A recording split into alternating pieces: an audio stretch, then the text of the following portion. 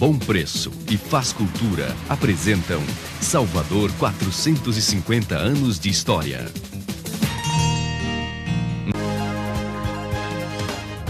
A Corte de Lisboa promoveu o coronel Madeira de Melo a comandante de armas.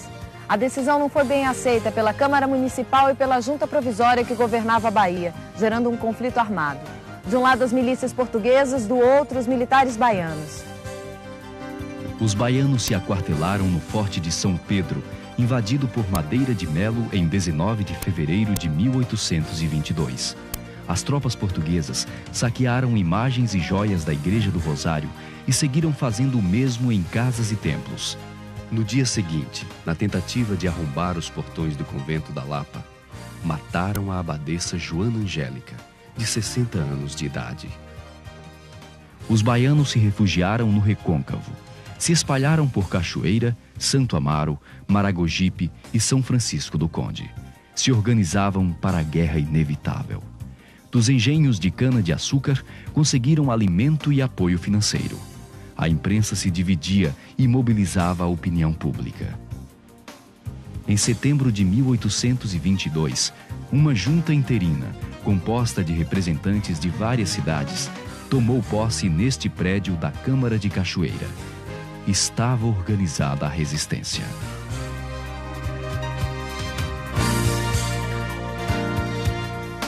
Foi o sangue dos baianos que consolidou a independência do Brasil.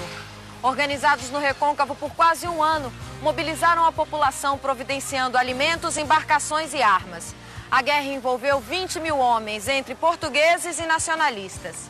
Em reforço a nossas tropas, vieram o almirante Lord Cochrane e o general Labatut, mobilizados pelo imperador Dom Pedro I para comandar as operações.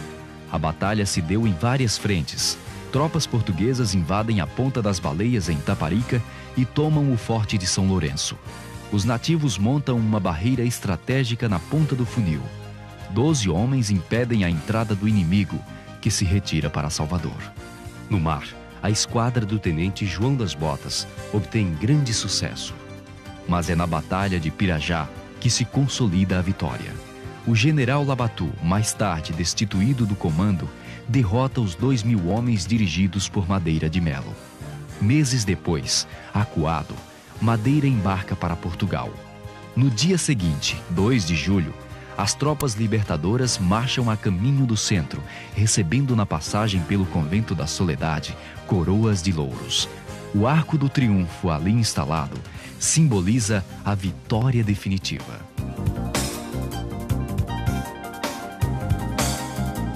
Com os caminhos primitivos desenhados pelos fundadores da cidade, o Campo Grande nada mais era do que uma passagem. No alto da encosta até a Vila do Pereira, nas imediações da Barra, onde moravam caramuru e europeus com suas famílias indígenas. Com o tempo, o terreno foi aterrado. Surge neste lugar uma praça, chamada de Duque de Caxias, em homenagem ao comandante brasileiro na Guerra do Paraguai. Depois, Praça 2 de Julho, com a construção do mais imponente monumento da Bahia em louvor aos heróis da independência. Inaugurado em clima de festa em 1895, o monumento determinava um novo perfil de ocupação além dos sobrados ao redor. A praça ganhou belos jardins, gradis e magnífica iluminação que se renova a cada ano no Natal e em outras festas. Em sua volta, ficavam o consulado inglês e a igreja anglicana, hoje edifício Britânia, o chalé parisiense, o Palácio da Assembleia, hoje edifício com o mesmo nome, e a Casa de Pacífico Pereira, atualmente Teatro Castro Alves. Praça que viu nascer o primeiro grande hotel do Nordeste. Campo de coração grande, a própria alma da maior festa de rua do mundo.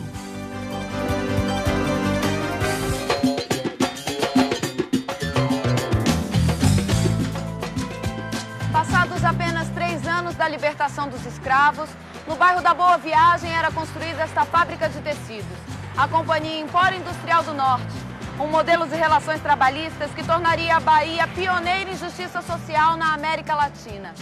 Obra de Luiz Tarquínio, filho de uma lavadeira descendente de escravos. Um empreendedor que estudou por sua conta, aprendeu idiomas e fez fortuna. construiu uma obra admirável, onde parte dos lucros eram distribuídos entre os operários, numa época onde prevalecia o capitalismo selvagem. A fábrica nasceu em local estratégico, perto do porto e da estação férrea, com mais de 1.000 trabalhadores. Junto, nascia a Vila Operária, com 258 casas em 8 quarteirões. Os operários tinham água e luz pagas pela fábrica, e ainda uma escola e creche para os filhos. O bem-estar dos moradores preocupava Tarquínio, que promovia festas aos domingos nos coretos da vila. Também estimulava a prática de esportes. Anos após a morte de seu fundador, a fábrica entrava em declínio, mas fez história com seus ideais de um modelo trabalhista.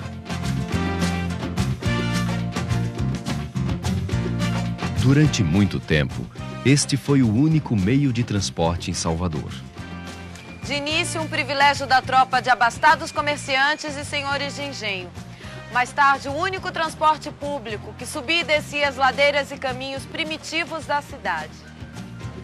Ricos e nobres faziam uso de liteiras, serpentinas e cadeirinhas de arruar, exigindo grande sacrifício da mão de obra escrava. Redes eram usadas para o transporte rural. A expansão da cidade e o alargamento das distâncias faz surgir as gôndolas de Ariane, puxadas por animais.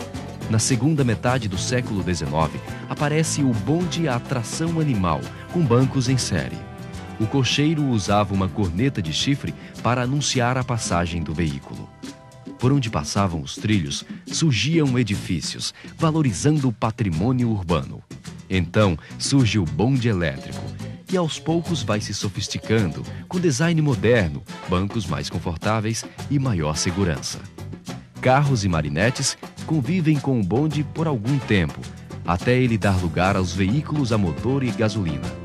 A difícil topografia de Salvador é vencida pela tecnologia, e o sistema de transportes torna-se um patrimônio de todos. A expansão da cidade com a construção de sobrados e casas comerciais perto da praia tornou cada vez mais difícil a locomoção a pé, sobre animais ou em cadeiras de arruar. Subir e descer ladeiras era pouco confortável. Um desafio vencido pela construção de elevadores. Jesuítas e carmelitas construíram ainda na colônia os guindastes dos Padres e do Carmo para transporte de mercadorias. No fim do século XIX, foram transformados em plano inclinado Gonçalves e Pilar. Surgiram, então, os elevadores da Conceição e Taboão. O da Conceição, inaugurado em 1873, durante a festa de 8 de dezembro, foi, na época, o maior elevador do mundo. Uma obra admirável de engenharia. Era hidráulico e tinha 2 cabines. Empreendimento do rico comerciante Antônio de Lacerda, que foi à falência com a obra. A demanda de público motivou sua ampliação e modernização em 1930. Passou a ser elétrico e ganhou o nome de Lacerda, em homenagem dado pelos orixás. Uma bela vista para o mar, perto da Gamboa de Pescar e do Campo Grande, onde passavam as boiadas em direção à Fazenda Garcia. Aqui, o Conde dos Arcos construiu em 1814 um passeio público, uma espécie de jardim botânico de Salvador. O governador quis homenagear a família real, para a qual mandou construir no ano seguinte um obelisco em mármore, o mais antigo monumento da Bahia. Neste lugar foram plantadas espécies importadas, como as palmeiras imperiais, de rara beleza. Havia também um lago com patos e cisnes e um zoológico. As jaulas ficavam nesta rampa, hoje Teatro Vila Velha. Em 1912, José Joaquim Seabra fechou o passeio público para ser o quintal do Palácio da Aclamação, onde passou a residir. Então, transferiu o obelisco para a praça em frente ao Forte de São Pedro, onde está até hoje. O governador Antônio Muniz devolveu o passeio público ao povo e, com ele, a alegria de encontros românticos nas noites de lua cheia. Sua imponente caixa d'água, por muito tempo serviu à vizinhança. Tempos em que desta varanda se apreciava, ao fim da tarde, o pôr do sol.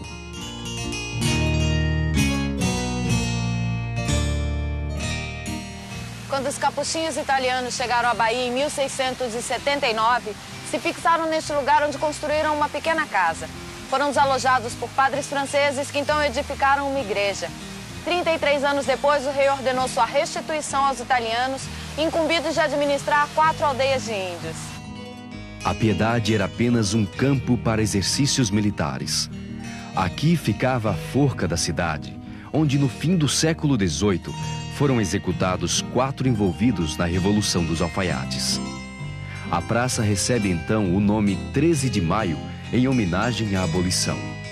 Ganha ricos sobrados, trilhos de bonde e o Senado da Câmara, instalado em um belo prédio que foi cortado ao meio quando a Avenida 7 foi ampliada.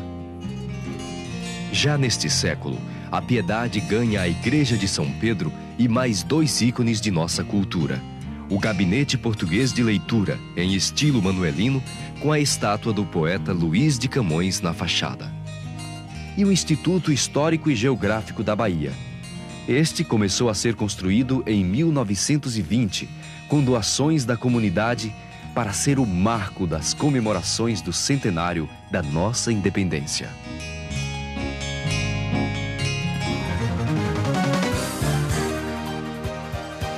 Durante a ocupação holandesa, os fortes de Santo Antônio, Santa Maria, São Diogo, Ribeira e São Felipe mostraram-se insuficientes e mal aparelhados para defender a cidade de corsários e invasores.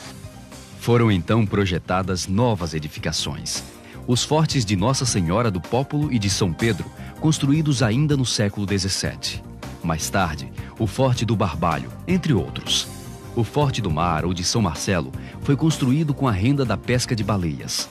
Por muitos anos foi prisão e até relógio oficial da cidade, com o famoso Tiro das 9. Seus canhões saudavam a procissão de Nosso Senhor dos Navegantes.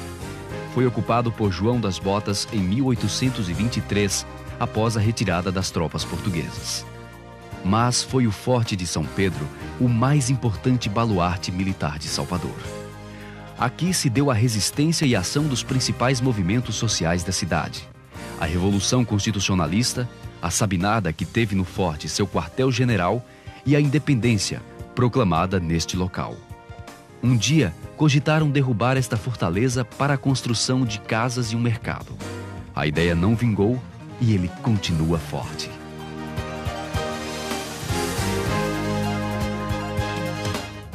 Situada na extremidade norte da cidade, a Ponta de Humaitá era um dos pontos estratégicos de defesa da primitiva Salvador. Seu farol entre as pedras foi referência para as embarcações que aportavam na Bahia. Diz a lenda que aqui aparecia um ser, metade mulher, metade peixe. De frente para o mar, os beneditinos construíram a pequena igreja de Montserrat, hoje desativada. Ali perto, surgiu ainda no século de fundação da cidade o Forte de São Felipe, que mais tarde recebeu o mesmo nome da igreja. Forte que foi ocupado pelos holandeses sob o comando do príncipe Maurício de Nassau e 2 séculos depois pelos revoltosos da Sabinada. Monumento colonial que, apesar das reformas, conserva, com traços originais, sua beleza e valor arquitetônico.